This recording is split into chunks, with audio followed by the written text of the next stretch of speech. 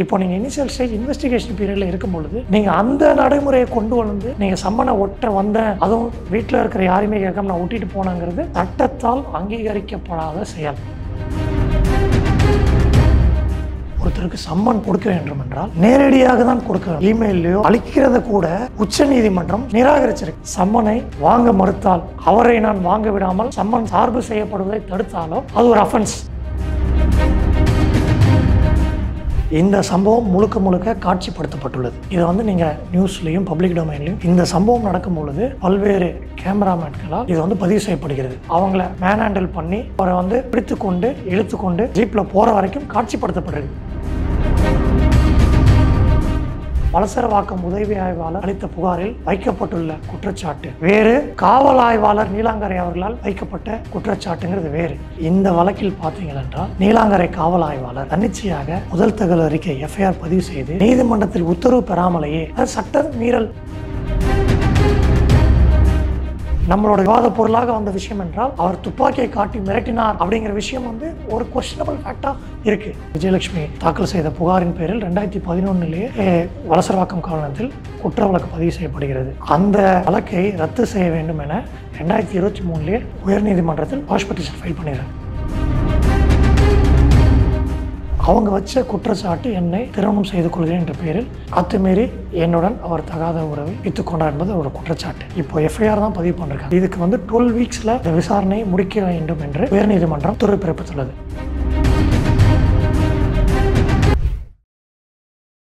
இளைய பாரதம் நேயர்களுக்கு வணக்கம். நம்மோடு இணைந்திருக்கும் சிறப்பு விருந்தினர் சென்னை உயர்நீதிமன்ற வழக்கறிஞர் திரு ராஜ்குமார் பாண்டியன் அவர்கள். வணக்கம் சார். வணக்கம். இப்போது பரபரப்பாக சீமான் அவருடைய அந்த ஒரு பிரச்சனை பற்றி பேசப்படுது. அதாவது முதல்ல வலசரவாக்கம் போலீஸ்லேருந்து வந்து சம்மன் ஒட்டுறாங்க. அதன் பிறகு அது வந்து அவங்களோட வீட்டில் இருக்கவங்களால அது கிழிக்கப்படுது. அதுக்கப்புறமா நீலாங்கரை போலீஸ் வந்து அவருடைய வே ஆஃப் டீலிங் அப்படின்றது கொஞ்சம் ஹார்ஷாக இருந்தது அப்படின்றத பார்க்குறோம். ஸோ முதல்ல என்ன கேட்கணும்னு நினைக்கிறேன், இந்த மாதிரி போலீஸ் வந்து வீட்டு முன்னாடி சம்மன் ஒட்டுறதுக்கான அதிகாரம் இருக்குதா? அண்ட் அதை தாண்டி நெக்ஸ்ட் செகண்டரியாக அவங்க வந்து சம்மனை கிழிச்சது சரியா? இந்த வழக்கில் மேடம் போலீஸ் வீட்டுக்கு போய் சம்மன் ஒட்டின விவகாரம் என்பது சட்டத்தால் அங்கீகரிக்கப்படாத ஒரு செயல். ஏன்னா இந்த கேஸ் இப்போ தான் FIR ஸ்டேஜ்லேயே இருக்குது. இந்த கேஸில் விசாரணை சம்பந்தமாக திரு சீமான் அவர்களை அழைப்பதற்கு சம்மன் அளிக்க வேண்டும் என்றால் அவரிடம் நேரில் சென்று இன்பர்சனாக தான் கொடுத்திருக்க வேண்டும். அவரிடம் நேரில் சென்று அவரிடம் சார்பு செய்ய வேண்டும். அதுதான் சட்டம் சொல்கிறது.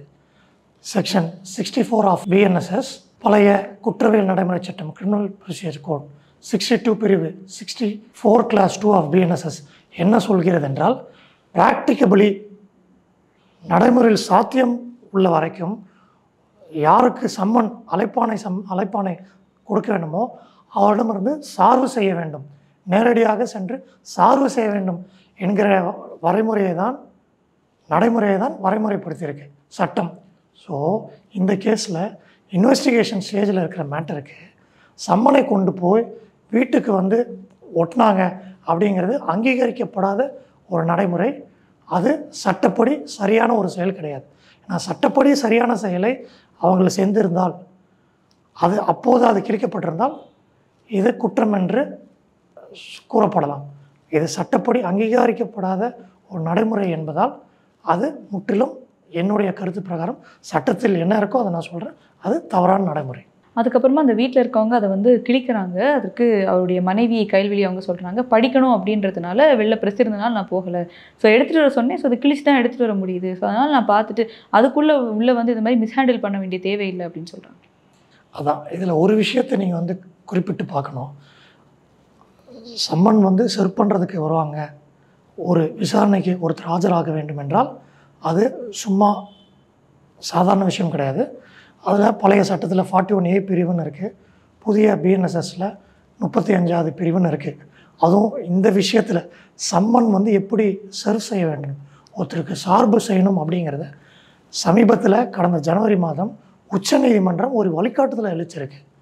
அந்த வழிகாட்டுதல் படி என்ன சொல்கிறாங்கன்னா, ஒருத்தருக்கு சம்மன் கொடுக்க வேண்டும் என்றால் நேரடியாக தான் கொடுக்க வேண்டும், இன்பர்சனாக தான் கொடுக்க வேண்டும்.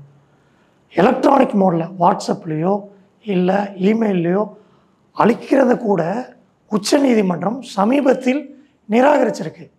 விசாரணையின் போது ஒரு காவல்துறை அதிகாரி ஒருவர் விசாரிக்க வேண்டும் என்றால் அவரிடம் நேரடியாக தான் சம்மன் வழங்க வேண்டும் என்று உச்சநீதிமன்றம் சமீபத்தில் ஒரு வழக்கு தீர்ப்பில் வந்து சொல்லியிருக்கு. அது சோஷியல் மீடியாவிலும் பகரப்பட்டிருக்கு. அப்படி இருக்கும் பொழுது சீமான் என்பவர் ஒரு அரசியல் கட்சி தலைவர். அவர் அனைவருக்கும் தெரியும். அவர் வந்து அவருடைய வீட்டு அங்கே இருக்குது, அவருக்கென்ற குடும்பம். ஏன்னா ஒரு தேர்ட் பர்சனுக்கு எக்ஸ்கோ ஒய்க்கோ ஒரு வீட்டுக்கு போகும்போது வீட்டில் இருக்காரா, அவரோட ஃபேமிலி இருக்கான்றது தெரியாமல் இருக்கலாம். பட் ஒரு அரசியல் கட்சி தலைவர். இதுவும் குறிப்பாக நீங்கள் பார்க்க வேண்டிய விஷயம் என்றால், அவர் வந்து தர்மபுரியிலேயோ கிருஷ்ணகிரியிலேயோ ஒரு சுற்றுப்பயணத்தில் அரசியல் சார்ந்த ஒரு விவகாரங்கள் பங்கு பெற்றுள்ளார். கண்டிப்பாக அதுக்கு ஒரு போலீஸ் பர்மிஷன் கூட வாங்கப்பட்டிருக்கும். அதுக்குள்ளே நான் ரொம்ப டீப்பாக போக விரும்பலை. ஸோ அவரை தேடி நீங்கள் வலசரவாக்கம் காவல்துறையினர் அவரோட வீடுக்கு சம்மன் சர்வ் பண்ண போனீங்கன்னா, நீங்கள் குறிப்பிட்டு பார்க்க வேண்டிய விஷயம், அவர் மனைவி இருக்கிறார். ஸோ நீங்கள் வந்து ஆட்டோமேட்டிக்காக நீங்கள் என்ன செய்யணும், அவர் வீட்டில் இல்லை என்பதை நீங்கள் உறுதி செய்தால், நீங்கள் தெரிஞ்சிருந்தால் நீங்கள் எங்கே இருக்கான்றதே அவரோட லொக்கேஷனே நீங்கள் ட்ராக் பண்ணலாம். அது கூட வேணால் நீங்கள் இன்வெஸ்டிகேஷன் பண்ணல, சம்மனை தான் சர்வ் பண்ண போகிறீங்க. அப்படிங்கிற பட்சத்தில் அவரோட மனைவி திருமதி கயல்விழி அவர்கள் வீட்டிலே இருக்கிறார் என்பதே செய்தியில் வருது. அதுவும் அவங்களும் ஒரு சட்டம் படித்தவங்க அப்படின்னு. கண்டிப்பாக. ஸோ நீங்கள் அவர் வீட்டில் ஒருத்தர் தேடி போகிறீங்கன்னா, இப்போ நான் என் வீட்டில் இல்லைன்னா கண்டிப்பாக என்னோடய மனைவியோ என்னை சார்ந்தவர் யாரோ வீட்டில் இருப்பாங்க இல்லையா, அந்த வீடு பூட்டப்பட்டு இல்லை, அவங்க வீட்டில் அவங்க மனைவி இருக்கான்ற போது அவங்கக்கிட்ட உங்களோட கணவருக்கு நாங்கள் சம்மன் சர்வ் பண்ண வந்திருக்கோம், அவரை எப்படி நாங்கள் ரீச் பண்ண முடியும்? அவரோட ஃபோன் நம்பர் எடுக்கிறது பெரிய விஷயம் இல்லை. அவங்க மனைவிக்கிட்ட அதை முறைப்படி கேட்டு, இல்லை அவர்கிட்ட தான் நாங்கள் சர்வ் பண்ண முடியும், இந்த நோட்டீஸ் வந்து என்கொயரிக்காக அவரை கால்ஃபர் பண்ணுற நோட்டீஸ் அப்படின்னு அவங்கக்கிட்ட கேட்டு, அவங்களும் அதை உதாசீனப்படுத்தியோ நிராகரித்திருந்தாலோ ஒத்துழைக்க மறுத்திருந்தாலோ நீங்கள் அப்போது வீட்டில் வந்து சம்மனை ஒட்டியிருக்கலாம். அந்த விஷயத்தையும் நீங்கள் செய்யவில்லை, ஒரு விஷயம். ஸோ அதை நீங்கள் வந்து கண்டிப்பாக நீங்கள் பார்க்கணும். ரெண்டாவது, எப்போ வந்து ஏன் சம்மனை வீட்டில் ஒட்டக்கூடாதா? ஒரு ஆள் இல்லாத பட்சத்தில் அவரோட வீட்டில் சம்மனை ஒட்டுறது என்ன தப்பு? அது நடைமுறை இல்லையா? நடைமுறைக்கு அப்பாற்பட்ட விஷயமா என்று நீங்கள் கேள்வி கேட்கலாம். அது நடைமுறைக்கு அப்பாற்பட்ட விஷயம்தான். ஏன்னா ஒருத்தர் வீட்டில் சம்மன் ஒட்டுவது என்பது விசாரணைக்கு ஆஜராக அழைப்பதற்கு சம்மன் ஒட்டவே முடியாது. எப்போது ஒட்ட வேண்டும் என்று சட்டத்தில் வரைமுறைப்படுத்தப்பட்டுள்ளது. செக்ஷன் 82 ஆஃப் சிஆர்பிசி இப்போ திருத்தம் கொண்டு வந்த பிறகு செக்ஷன் 84 ஆஃப் பிஎன்எஸ்எஸ் என்ன சொல்லியிருக்குன்னா, ப்ரொக்ளமேஷன் அப்ஸ்காண்டிங் அக்யூஸ்ட் ப்ரொக்ளமேஷன் ஸ்டேஜில் நீதிமன்றத்தால் தேடப்படும் ஒரு நபர், குற்றம் சாட்டப்பட்டவர் தொடர்ச்சியாக சம்மனையும் பெறாமல், அதன் பிறகு வாரண்ட் இஷ்யூ பண்ண பிறகு வாரண்ட்டையும் பெறாமல் நீதிமன்ற விசாரணைக்கு ஒத்துழைக்காமல் இருந்தால், அப்ஸ்காண்டிங்காக இருந்தால், தலைமறைவாக இருக்கும் பட்சத்தில் அவரை ப்ரொக்ளைம் பண்ணணும், ப்ரொக்ளைம்டு அஃபண்டர் என பிரகடனப்படுத்த வேண்டும் என்றால், அந்த நேரத்தில் முதலில் அதுவும் ஸ்டெப் பை ஸ்டெப்பாக தான் அதை ஃபாலோ பண்ணணும். அது எப்போ அந்த நடைமுறை வரும் என்றால், தலைமறைவு குற்றவாளி அப்ஸ்காண்டிங் அக்யூஸ்டுக்கு வரும். அதுவும் நீதிமன்ற விசாரணையின் அது கோர்ட்டோட டொமைன். இப்போ நீங்கள் இனிஷியல் ஸ்டேஜ் இன்வெஸ்டிகேஷன் பீரியடில் இருக்கும் பொழுது நீங்கள் அந்த நடைமுறையை கொண்டு வந்து நீங்கள் சம்மனை ஒட்ட வந்தேன், அதுவும் வீட்டில் இருக்கிற யாரையுமே கேட்காம நான் ஒட்டிட்டு போனாங்கிறது சட்டத்தால் அங்கீகரிக்கப்படாத செயல். சட்டத்தால் அங்கீகரிக்கப்படாத செயலை காவல்துறையினர் செய்யும் பொழுது அதை கிழித்து விட்டார்கள் என்று சொல்வது சட்டப்படி ஏற்புடையதல்ல என்பது என்னுடைய கருத்து. ஒருத்தர் சம்மனை வாங்க மறுத்தால், வாங்க ஒத்துழைக்க மறுத்தால், அந்த நபரோ இல்லை இன்னொருத்தர் நபரோ, இப்போ என் மேலேயே நீங்கள் சம்மன் சர்வ் பண்ண வரீங்க ஒரு பப்ளிக் அத்தாரிட்டி, அந்த சம்மன் நாங்கள் வாங்க மறுத்தாலோ இல்லை என்னை சார்ந்தவருக்கு நீங்கள் கொடுக்க வரும்பொழுது அவரை நான் வாங்க விடாமல் சம்மன் சார்பு செய்யப்படுவதை தடுத்தாலோ அது ஒரு அஃபென்ஸ் வரைமுறைப்படுத்தியிருக்காங்க. நேற்று கூட பாலிமர் சேனலில் ஒரு வழக்கறிஞர் பேட்டி அளித்திருந்தார். இல்லை இது வந்து 207 பிஎன்எஸ்எஸ் பழைய சட்டத்திலையும் ஐபிஎஸ்லையும் இருக்குது. அதன் பிரகாரம் சம்மனை ஒருத்தர் வாங்க மறுத்தாலே குற்றம். அதனால் ஒருத்தர் குற்றம் செஞ்சிருப்பதனால இதை பற்றி நீங்கள் நிறைய விரிவாக நீங்கள் இதை வந்து பேசுகிறதே தவறு அப்படிங்கிற மாதிரி சொல்லியிருந்தார். அது அவருடைய கருத்து. இப்போ இதில் வந்து அமல்ராஜ் அப்படின்ற அவங்களுடைய கண்காணிப்பாளர் அவரை வந்து கைது பண்ணியிருந்தாங்க. அவரை அடிச்சிருக்காங்க. அவர் கூட சுபா அப்படின்றவரையும் கைது பண்ணியிருக்காங்க. ஸோ ஒரு எக்ஸ் மிலிட்ரி மேனை இந்த மாதிரி ஹேண்டில் பண்ணுறது சரியா ஒன்று. அதுக்கப்புறமா அந்த ஒரு துப்பாக்கியை வந்து ப்ரொஜெக்ட் பண்ணுற விதம் வந்து அவர் போலீஸை தாக்குறதுக்கு அந்த துப்பாக்கி எடுத்தார், கை துப்பாக்கி அப்படின்றது. ஸோ லைசன்ஸ்டாக அந்த துப்பாக்கி வச்சிருக்காரு ஒரு எக்ஸ் மிலிட்ரி மேனுன்றப்போ அந்த கோட்பாடுக்குள்ள இதெல்லாம் ஒரு தேவையான விஷயமா இருக்கு. அண்ட் அவங்க மேலேயும் கேஸ் பாயப்பட்டிருக்கு. அண்ட் வந்து இரும்பு ராடால் அடிச்சிருக்காங்க அப்படின்ற அக்யூசேஷனும் கைல்விழி அவர்கள் முன்வைக்கிறாங்க. அப்படின்றப்போ இவங்க 2 பேர் மேலேயும் அது அவங்க வேணும்ட்டே அந்த வலசரவாக்கம் போலீஸ் வந்து ஒட்டுறாங்க. அதுக்குள்ளே இவங்க நீலாங்கரை போலீஸ் வராங்க. உள்ளே வந்த உடனே அவங்க வந்து அந்த கவரேஜ் வீடியோவில் நம்ம பார்க்க முடியுது. அவங்க தாக்க தான் ஆரம்பிக்கிறாங்க. அதுக்கப்புறம் தான் இவர் ஒரு சைட்ல இது பண்ணுறாரு. அப்படின்றப்போ இந்த சுச்சுவேஷன் எப்படி எடுத்துக்கிறது அண்ட் அந்த எக்ஸ் மிலிட்ரி மேனை வந்து இப்படி ஹேண்டில் பண்ணுறது சரி? ஒரு வழக்கறிஞராக, அதுவும் ஒரு கிரிமினல் சைடில் ப்ராக்டிஸ் பண்ண வழக்கறிஞராக, ஏன்னா ஒரு வழக்கு என்பது ஒரு 360 டிகிரியில் நம்ம அனைத்து ஆங்கிள்லையும் பார்க்குற அப்படிங்கிற ஒரு ஐடியாலஜியில் என்னுடைய கருத்து என்னவென்றால், இந்த சம்பவம் முழுக்க முழுக்க காட்சிப்படுத்தப்பட்டுள்ளது. இதை வந்து நீங்கள் நியூஸ்லேயும் பப்ளிக் டொமைன்லேயும் பார்க்குறீங்க. அவங்க வீட்டில் சிசிடிவி இன்ஸ்டால் பண்ணியிருக்காங்க அப்படிங்கிறத காட்டிலும் இந்த சம்பவம் நடக்கும் பொழுது பல்வேறு கேமராமேன்களால் இது வந்து பதிவு செய்யப்படுகிறது. அதாவது திரு ஆய்வாளர் நீலாங்கரை ஆய்வாளர் அவர்கள் சம்பவ இடத்திற்கு போக முன்னாடியே இந்த சம்மன் வலசரவாக்கம் உதவி ஆய்வாளர் அவர்களால் ஒட்டப்படுகிறது. ஃபஸ்ட்டு விஷயம் என்ன என்றால், அந்த சம்மன் ஒட்டியதில் அவர் யாரையும் இந்த சம்மன் சார்பு செய்வதாக அணுகவில்லை, யாரையும் அப்ரோச் பண்ணல. இந்த சம்மனை நான் திரு சீமான் அவர்களிடம் சார்பு செய்ய வந்திருக்கேன், என்னோடய கடமையை நான் ஆற்ற வந்திருக்கேன் அப்படிங்கிறத யார்ட்டையுமே தெரியப்படுத்தவில்லை என்பது அந்த வீடியோவில் இருக்குது. இரண்டாவதாக, அந்த சம்மனை அவர் நேரடியாக அந்த காம்பவுண்டில் ஒட்டியிருக்காரு. அந்த ஒட்டிட்டு அவர் போயிடுறாரு. அவர் கூட நல்லா நீங்கள் அந்த காட்சிகளை பார்த்தீங்க என்றால், நீலாங்கரை இன்ஸ்பெக்டரை அக்கம்பெனி பண்ணி வந்து அவர் சம்மனை ஒட்டல. ஃபஸ்ட்டு அவர் வரார், சம்மனை ஒட்டிட்டு போயிடுறாரு. அதன் பிறகு அந்த சம்மன் அந்த சுபாஷ்கரன் என்பவரால் உதவியாளர் அவரால் கிழிக்கப்படுகிறது. சரிங்களா? அதன் பிறகு கிழிக்கப்பட்ட பிறகு அதுவும் அவங்களுக்கு தகவல் வருகிறது, ஒட்டப்பட்ட சம்மன் கிழிக்கப்பட்டுள்ளது அப்படின்னு தகவல் வந்தோடனே அதன் பிறகு நீலாங்கரை ஆய்வாளர் வருகிறார். இறங்குற விஷயமும் ஜீப்லேருந்து இறங்கி உள்ளே போகிற வரைக்கும் அவங்கள மேன் ஹேண்டில் பண்ணி அவரை வந்து பிடித்து கொண்டு இழுத்து கொண்டு ஜீப்பில் போகிற வரைக்கும் காட்சிப்படுத்தப்பட்டிருக்கு.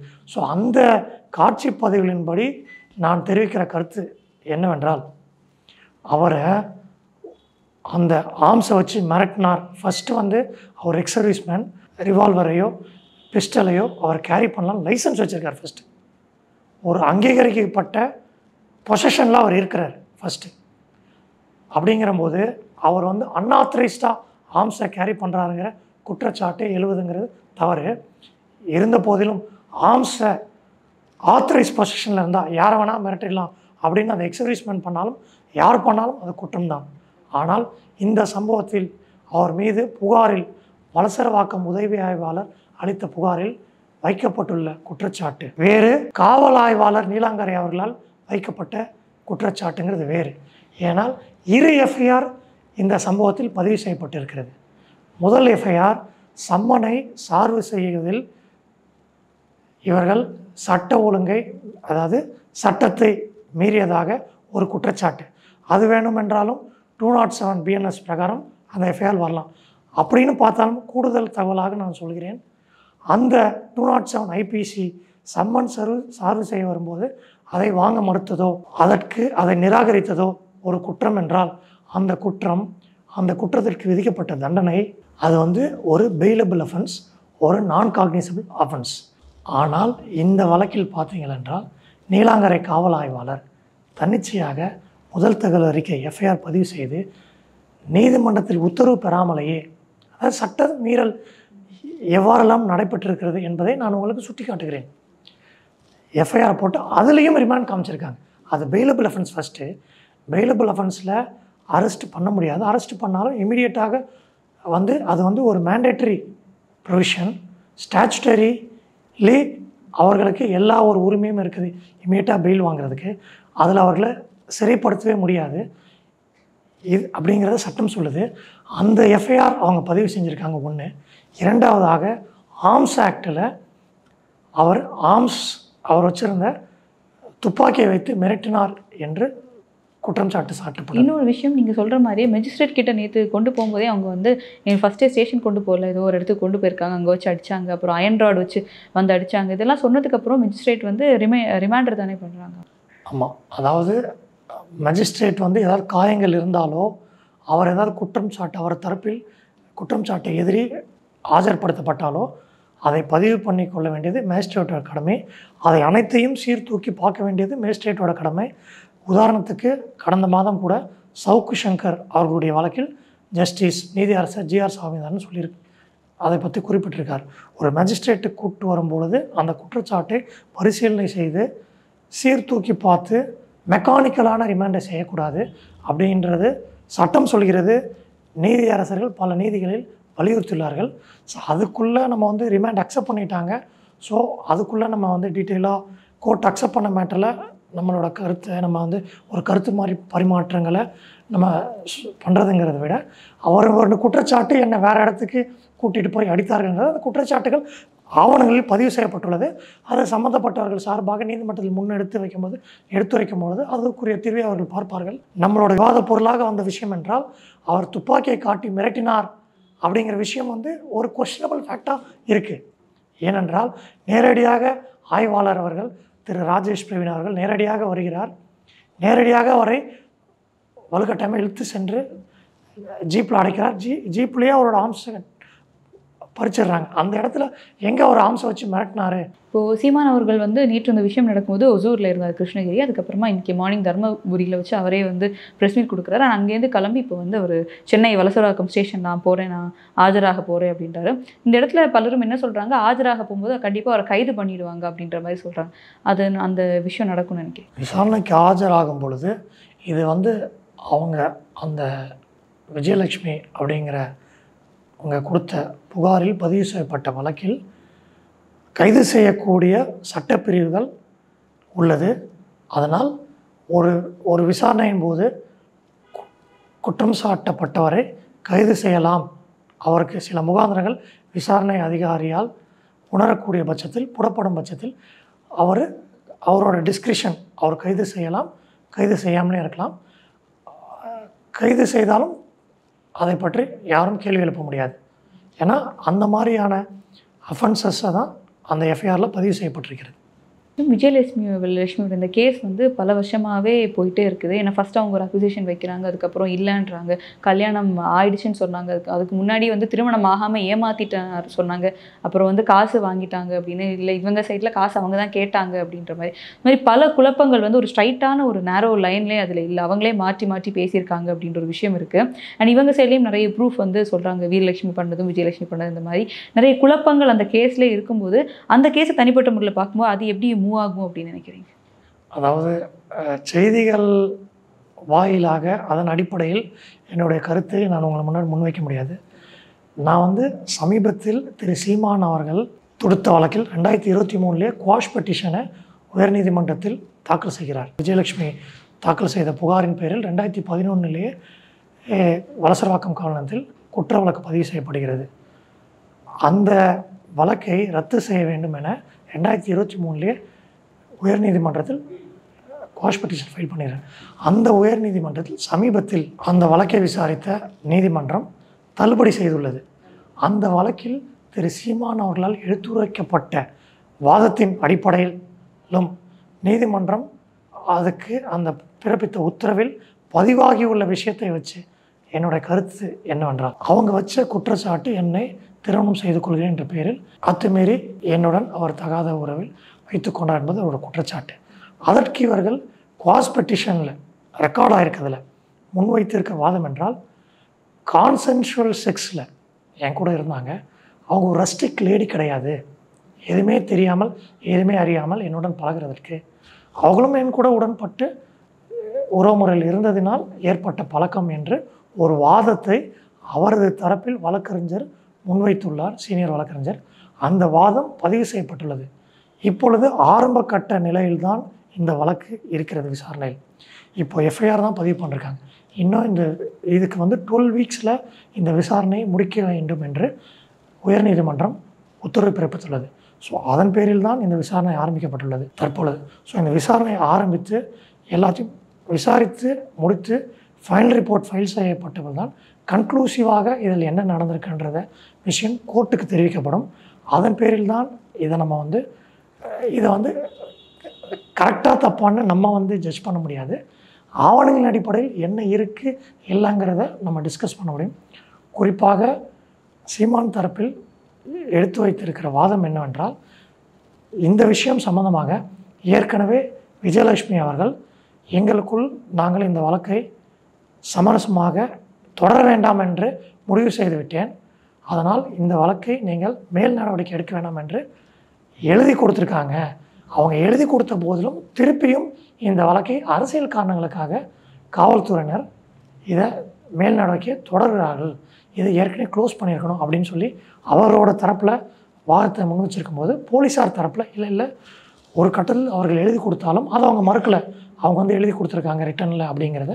இன்னொரு கட்டத்தில் இல்லை, நான் வந்து எழுதி கொடுத்தது திருப்பி அதை வித்ரா பண்ணிக்கிறேன், திருப்பி இந்த வழக்கு தொடரணும்னு அவங்க தெரிவிச்சிருக்காங்க. அதனால் விசாரிக்கப்பட வேண்டியது அவசியம் என்பதை அவங்க தெரிவிச்சிருக்காங்க. ஸோ இந்த அனைத்து தரப்பு வாதங்களையும் கேட்டு தான் இந்த குவாஷ் பெட்டிஷனை டிசைட் பண்ணியிருக்காங்க. ஸோ அதன் அடிப்படையில் இந்த வழக்கு முழுமையாக விசாரிக்கப்பட்டால் தான் நம்ம ஃபர்தராக இதை பற்றியான என்ன இருக்குது இல்லை அப்படிங்கிற விஷயத்தை தெளிவாக உங்களுக்கு நான் வந்து ஷேர் செய்ய முடியும். இப்போது கம்மிங் பேக் டு இன்னைக்கு கைல்வெளி அவர்கள் கொடுத்த அந்த ப்ரெஸ் மீட்டில் அவங்க பேசும்போது நான் தான் அதை கிழிச்சிட்டு வர சொன்னேன், ஸோ அதனால் நீங்கள் கைது பண்ணோன்னா என்ன கைது பண்ணுங்க அப்படின்ற ஒரு வாதத்தை அவங்க முன்வைக்கிறாங்க. அதே மாதிரி இன்னொரு விஷயம் ஒரு வழக்கறிஞர் உங்ககிட்ட கேட்குறேன். நேற்று இந்த பதிவை நம்மளே பார்த்துப்போம். நீலாங்கரை காவல்துறையினர் வந்து அவங்களே ஓப்பன் பண்ணுறாங்க, போய் ஒரு பேச்சுவார்த்தை கூட அங்கே நடக்கல, போன உடனே அவரை வந்து அமல்ராஜ் அவர்களை வந்து அடிக்கிறாங்க, அதுக்கப்புறம் தான் அந்த விஷயம் நடக்குது அப்படின்றப்போ இவங்க சொல்கிறாங்க இட்ஸ் ஸ்கிரிப்டடாக அது ஒரு விஷயம், ட்ராமாவாக அவங்க பண்ணிட்டாங்க, இது அவங்க ஸ்கிரிப்ட் பண்ண ஒரு ட்ராமா தான் அப்படின்ட்டு கைல்வெளி அவர்கள் சைடில் வந்து ஒரு அக்யூசேஷன் வைக்கிறாங்க. ஸோ நீங்கள் அந்த வீடியோவும் பார்த்துருப்பீங்க, கைல்வெளி அவங்க பேசின வாதத்தையும் பார்த்துருப்பீங்க. உங்களுக்கு என்ன தோணுது? அது வந்து தற்செயலாக நடந்ததா இல்லை காவல்துறை சைட்லேருந்து அவங்க வந்து லைக் பிளான்டாக அது பண்ணதுன்னு? இல்லை, அதான் இது எல்லாமே வீடியோ பதிவுகளில் இருப்பதனால என்னுடைய கருத்து எல்லாமே இதெல்லாம் ஆர்கஸ்ட்ரேட்டட், இதெல்லாம் வெல் பிளான்டாக தான் நடைபெறுவதாக என்னுடைய தனிப்பட்ட கருத்து. ஏன்னா வீடியோ பதிவு இல்லை என்றால் நம்ம வந்து இன்வெஸ்டிகேஷன் ஆஃபீஸர் மேலே ஒரு அலிகேஷன் நம்ம பண்ண முடியாது. பட் வீடியோ பதிவுகளையும் பதிவு செய்யப்பட்ட எஃப்ஐஆரில் பதிவு செய்யப்பட்ட குற்றச்சாட்டுகளையும் இவர்கள் முன்வைக்கும் இவர்கள் தரப்பு விளக்கத்தையும் பார்க்கும் பொழுது இது கண்டிப்பாக உள்நோக்கத்துடன் காவல்துறை செயல்பட்டிருப்பதாக தான் அறிய முடிகிறது. ஏனென்றால் திரு சீமான் அவர்களின் மனைவி வீட்டில் இருக்கும் பொழுது அவர்களிடம் சென்று திரு சீமான் அவர்களிடம் சம்மன் சார்பு செய்ய வேண்டும், எங்களோட சட்டப்படியான கடமையை நாங்கள் செய்ய வந்துள்ளோம் அப்படின்னு அவங்களை அப்ரோச் பண்ணி அதையும் அவர்கள் நிராகரித்தால் ஒட்டியிருக்கலாம். ஏற்கனவே நான் சொன்னேன், அந்த முயற்சியை அவர்கள் எடுக்காமல் நேராக கொண்டு போய் ஒட்டிட்டு அதன் பிறகு அதை கிழித்தாங்கன்னு சொல்லி, ஏன் நீங்கள் ஒட்டணும், ஏன் அதை கிழிக்கப்பட வேண்டும்? நீங்கள் சட்டத்தால் வரைமுறைக்கப்பட்ட நடவடிக்கையை நீங்கள் மேற்கொண்டிருந்தால் அது கிழிக்கப்பட்டிருக்காது. சமீபத்தில் கூட உச்சநீதிமன்றம் இந்த ஒரு விஷயங்களை நடைமுறையில் எப்படி செய்ய வேண்டும் என்று அங்கீகரிக்கப்பட்ட விஷயங்கள் என்ன, அங்கீகரிக்கப்படாத விஷயங்கள் என்ன என்று தெளிவாக குறிப்பிட்டுள்ள பொழுது நீங்கள் அனைத்தையும் புறந்தள்ளிவிட்டு அவருடைய வீட்டில் போய் நீங்கள் அதை ஒட்டிவிட்டு அதை கிழித்து விட்டார்கள் அப்படின்னு நீங்கள் கூறுவது அது சட்டத்தின்படி ஏற்புடையதல்ல என்பது என்னுடைய கருத்து. சரி, எங்களோட இணைந்து பல்வேறு கருத்துக்களை பயந்தமைக்கு ரொம்ப நன்றி சார். நன்றி.